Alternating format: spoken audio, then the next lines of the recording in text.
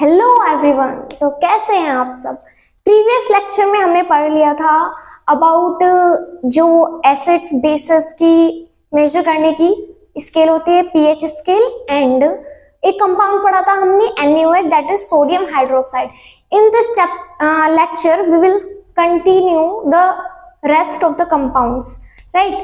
तो सबसे पहले हम देखेंगे ब्लीचिंग पाउडर। ब्लीचिंग पाउडर बहुत ही छोटा सा कंपाउंड है, इसमें मतलब कि वो थोड़ा दे रखा है इसके बारे में एनसीईआरटी में। ये कैसे बनता है? This is formed by the action of chlorine gas on dry slaked lime. Means अगर हम ड्राई स्लेक्ड लाइम से, स्लेक्ड लाइम क्या होता है? कैल्शियम हाइड्रोक्साइड से पास करा देंगे क्लोरीन गैस।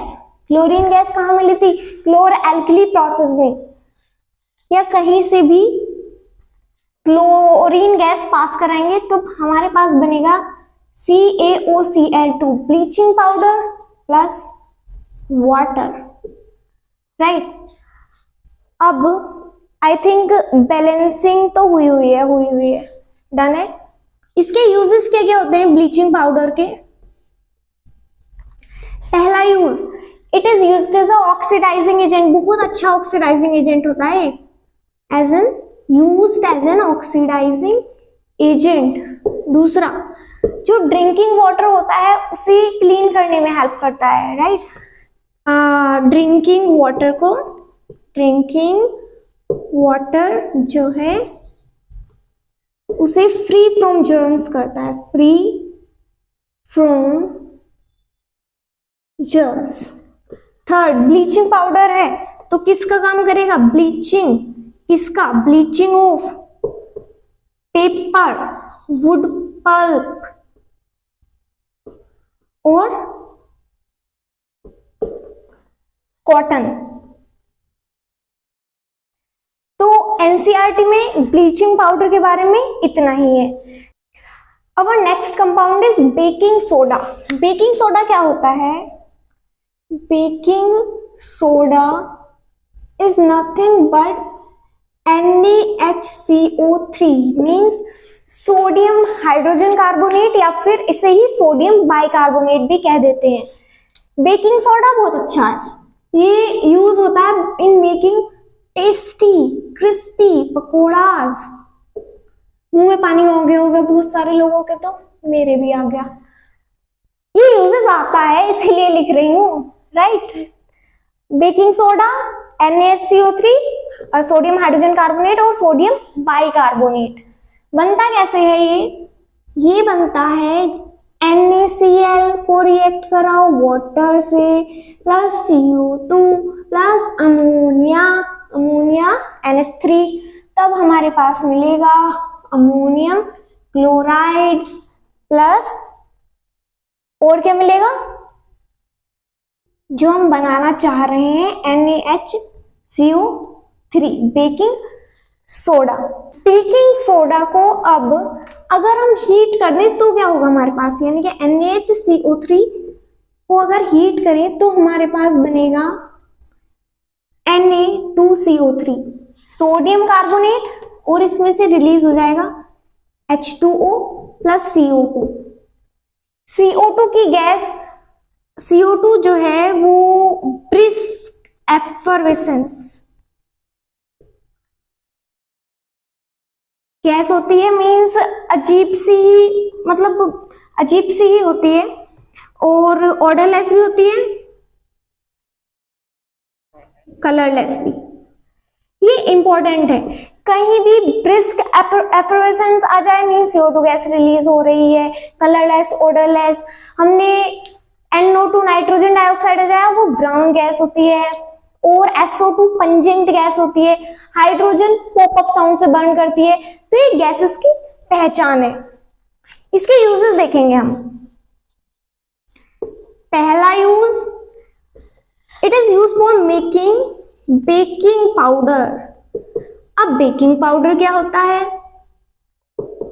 बेकिंग सोडा से ही बेकिंग पाउडर बनता है।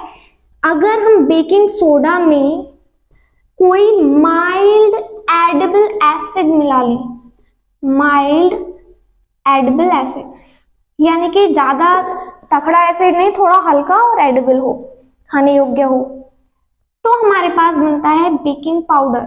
Baking powder, right. जैसे कि mild edible acid tartaric acid. एक एग्जांपल से देखते हैं। NaHCO3 प्लस एक माइल्ड एसिड, मान लो हमने एसिटिक एसिड लिया, तो ये रिएक्ट करके क्या बनाएगा, यहां पे बनाएगा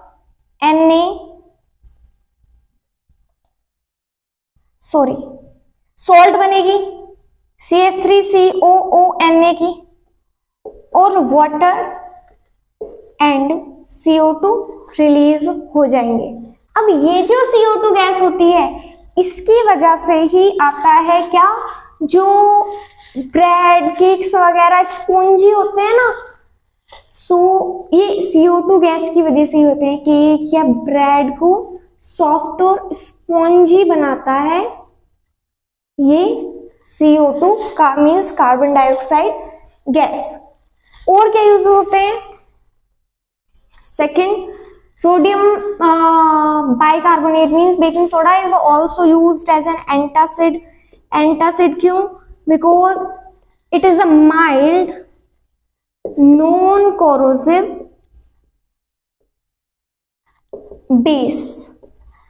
तो जब हमारी एसिडिटी होती है, एसिड ज्यादा हो जाता है स्टमक में, तो हम बेकिंग सोडा ले सकते हैं, तो वो जो है हमारे स्टमक में एक्सेस जो HCl या एसिड है उसे न्यूट्रलाइज कर देता है। It is also used in soda fire extinguishers. Baking soda के एग्जाम्पल नहीं, इसके यूजेस बहुत इंपॉर्टेंट है, इनसे क्वेश्चन मोस्टली पूछा जाता है। अब हमारा नेक्स्ट जो कंपाउंड या सॉल्ट आती है वो है वॉशिंग सोडा।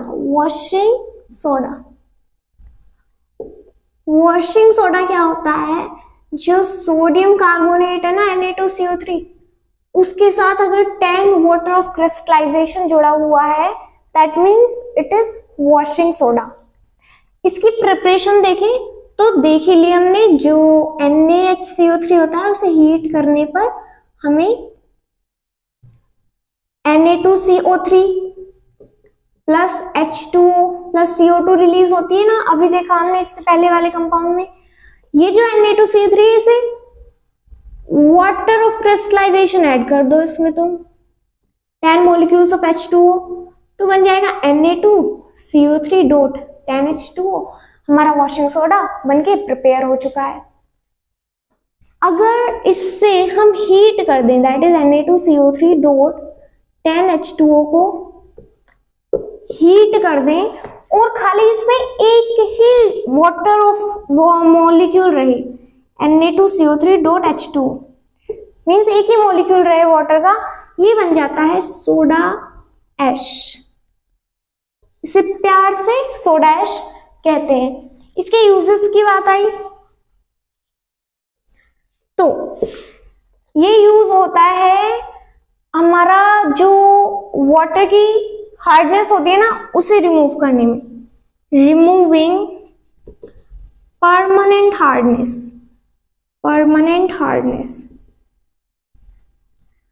अब थोड़ा सा इसके बारे में बात कर लेते हैं, परमानेंट हार्डनेस के बारे में। इस पे क्वेश्चन आ जाता है कभी कभी। तो देखो, हमारा जो नॉर्मल वाटर है वो तो होता ही है। अगर वाटर में कैल्शियम या मैग्नीशियम की सॉल्ट्स प्रेजेंट हो तो उसे हम कहते हैं हार्ड वाटर। क्यों? ये जो है सोप के साथ लेदर नहीं देते, यानी कि अगर हार्ड वाटर में तुम सोप घोलोगे तो वो झाग नहीं बनाएगी। वाटर हार्ड कब होता है? जब उसमें कैल्शियम एंड मैग्नीशियम के सॉल्ट प्रेजेंट हो। अब हार्ड वाटर के भी दो टाइप्स हैं कि टेम्पररी हार्डनेस है या फिर हार्डनेस, समझ जाना, और ये परमानेंट या फिर परमानेंट हार्डनेस है। टेम्पररी हार्डनेस कब होगी? जब कैल्शियम और मैग्नीशियम के जो सॉल्ट है वो हाइड्रोजन कार्बोनेट के प्रेजेंस में होंगे। मतलब कि जैसे कि कैल्शियम हाइड्रोजन कार्बोनेट प्रेजेंट हो या फिर मैग्नीशियम हाइड्रोजन कार्बोनेट। लेकिन अगर इनके सॉल्ट सल्फेट और क्लोराइड वाले प्रेजेंट हैं तो ये परमानेंट हार्डनेस होगी, मींस सल्फेट और क्लोराइड, जैसे कि CaSO4, MgSO4, CaCl2, MgCl2। इसका मतलब ये परमानेंट हार्डनेस कोज करेंगे सल्फेट और क्लोराइड के मैग्नीशियम एंड कैल्शियम सॉल्ट। और क्या यूज होता है? Washing soda is also used for in cleaning में, for domestic purposes and manufacture of, is also used in the manufacturing of borax और paper, soap, glass. तो ये सब इसके यूजेस हो गए। यहाँ पे वॉशिंग सोडा हो गया हमारा खत्म। अब हमारा लास्ट जो सॉल्ट या कंपाउंड बचा है वो है प्लास्टर ऑफ पेरिस। लेकिन उसे समझने के लिए वाटर ऑफ क्रिस्टलाइजेशन समझना जरूरी है। तो पहले वो देख लेते हैं हम कि वाटर ऑफ क्रिस्टलाइजेशन क्या होता है। वाटर ऑफ क्रिस्टलाइजेशन होता है fixed amount of water molecule that is attached to one formula unit of a salt. क्या अगर मैं लिखूं तो fixed amount of water molecules attached to one formula unit of salt। ये पूछ लेता है कभी कभी इसकी डेफिनेशन भी। इसका क्या मतलब हुआ, एक एग्जांपल से देखते हैं। जैसे कि अभी हमने एक कंपाउंड पढ़ा था बिल्कुल जस्ट अभी, वॉशिंग सोडा के साथ 10H2। तो एक फॉर्मूला यूनिट ऑफ Na2CO3 के साथ 10 वाटर के मॉलिक्यूल्स जुड़े हुए हैं, मींस इसका वाटर ऑफ क्रिस्टलाइजेशन है 10। ऐसे ही CuSO4.5H2O, जिसे ब्लू विट्रॉल भी कहते हैं, कैल्शियम सल्फेट के साथ 5 वाटर ऑफ मॉलिक्यूल्स। अब इसके अगर हम हीट कर दें तो क्या होता है, ये हीट करने पर वाटर लॉस करेगा, बचेगा क्या? Only calcium sulphate. ये ब्लू कलर का होता है, ब्लू कलर से व्हाइट कलर में चेंज हो जाता है, मींस इस कंपाउंड का जो कलर था वो वाटर की वजह से आ रहा था। हीट करा, वाटर गया, कलर व्हाइट हो गया। एक और कंपाउंड होता है CaSO4, कैल्शियम सल्फेट .2H2O। ये होता है जिप्सम। इसमें 2 वाटर ऑफ क्रिस्टलाइजेशन होता है। अब आता है next compound that is plaster of Paris. ये कैसे बनता है? प्लास्टर ऑफ पेरिस का फॉर्मूला देखें तो इसमें हाफ वाटर ऑफ मॉलिक्यूल होता है, CaSO4.12H2। तो इसे कैल्शियम सल्फेट हेमीहाइड्रेट भी कह देते हैं क्योंकि आधा मॉलिक्यूल है। ऐसे ही सोडियम कार्बोनेट डेकाहाइड्रेट, क्योंकि इसमें 10 वाटर ऑफ मॉलिक्यूल्स हैं। बनेगा कैसे? हम जिप्सम लेंगे CaSO4.2H2O को, अगर हम हीट करें 373 केल्विन पर, तो इसमें से कुछ वाटर ऑफ मॉलिक्यूल्स उड़ जाएगा, निकल जाएगा, और आधा बचेगा। It will form the plaster of Paris, POP। Gypsum से हमें POP मिल गया। अब देखेंगे जिप्सम के यूजेस, जिप्सम के नहीं, प्लास्टर ऑफ पेरिस के यूजेस क्या होते हैं, यहाँ पे लिख लो यूजेस। तो अब इसके हम यूजेस देखेंगे। एक तो ये यूज होता है प्लास्टर में, जो फ्रैक्चर्ड बोन हो जाते हैं ना, तो उन्हें सपोर्ट करने के लिए जो प्लास्टर लगाते हैं वो पीओपी होता है, राइट।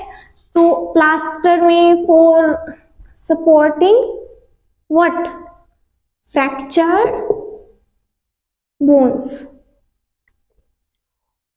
और जो बच्चों के टॉयज वगैरह या कुछ डेकोरेशन आइटम वगैरह, इन सब में यूज होता है। तो ये आप एनसीईआरटी से देख लेना, इसके एक दो यूज और। अब अगर हम